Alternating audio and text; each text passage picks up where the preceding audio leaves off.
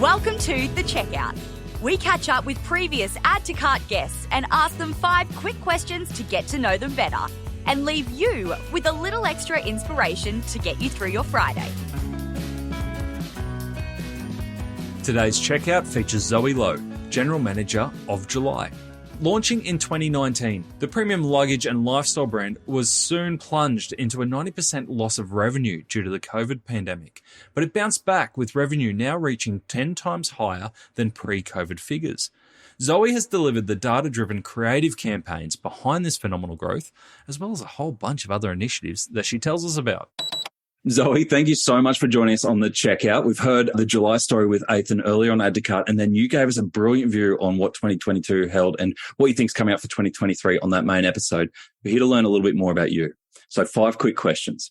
Number 1, what's the weirdest thing that you've ever bought online? I buy lots of weird stuff because, when you work in e-commerce, you're just curious. I would say I got TikTok trapped by a garlic crusher the other day. It was so stupid. It's you have a handle and you roll it like a... Oh yeah, I saw that. I almost bought it. I haven't even used it. That's the sad part. I just buy shit and then I'm like, oh my God, that's so cool. And then it arrives later and I'm like, oh man, why did I buy this useless?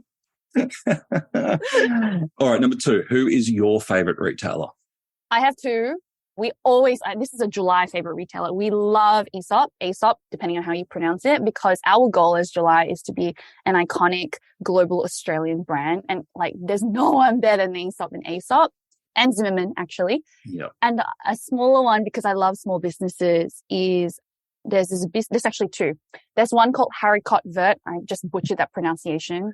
It's green beans in French. It's a New York brand. And basically they take all these little charms and they do something special to them and they make beautiful necklaces and bracelets and it's so unique. And I've never seen anything like it. And then the third one is an Aussie small business called Nonna's Grocer. And they do fruit shaped candles. They look so much like tomatoes and capsicums and limes and lemons. It's unreal. I cannot believe how good it is. We moved on from that question around the weirdest thing you've ever bought online. I know, but I haven't bought it because I'm just I haven't bought it for myself. I actually want to buy a lot of them for our Christmas gifts to our suppliers this year. So I'm pretty excited. That's cool. We'll put a link to all those stores in the show notes. Number 3, which e-commerce practice do you wish was history? I think for us and the perspective of July, we were so happy when we discovered the power of in-person customer service and in-person interaction with the brand. And we were proven right by the success that we've seen through our retail stores, but also seeing so many amazing Aussie D2C brands branch out from e-commerce. So LSKD, so many people start their retail stores. And I think a lot of e-commerce businesses are starting to realize that, online only, and Sean touched on this, is awesome and your margins are great and everything, but nothing beats in person. And it is so hard to attribute. And that's why as a marketer, you're this is really hard. How am I going to measure the return? But I can say for sure they keep coming back. Everything about it, there's a huge halo effect. So that's why I hope for all Aussie retailers to start trying in a pop-up format or in a more permanent format. Yeah, so a real presence. Number 4, can you recommend a book or a podcast that our listeners should immediately get into? I recently read a book.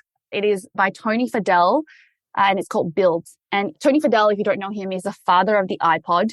And he's also was the CEO of Nest. Is a new book. I think it was launched this year or last year. My dad bought it for me because we were going on a family trip.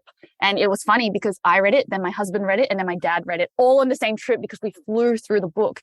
And it's really good if you're anyone that worked with a physical product because he talks about all the challenges. And so it's a good book to feel really validated and to feel that you're not alone, and a really good book because he's been through the whole thing, the whole shebang, all the way to selling. So he also talks a lot about teams and how your teams change as your business grows. And I found that the most valuable.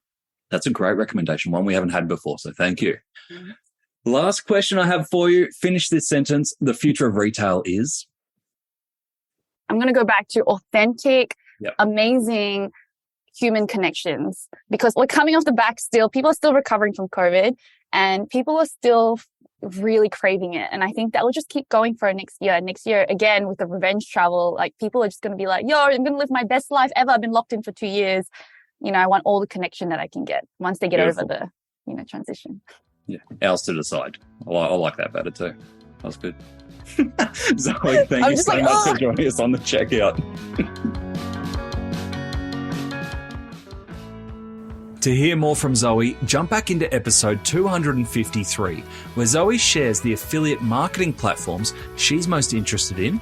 She also shares why she thinks sexual wellness is a category well worth watching in 2023, and why she spent Black Friday on a yacht in the Andaman Sea.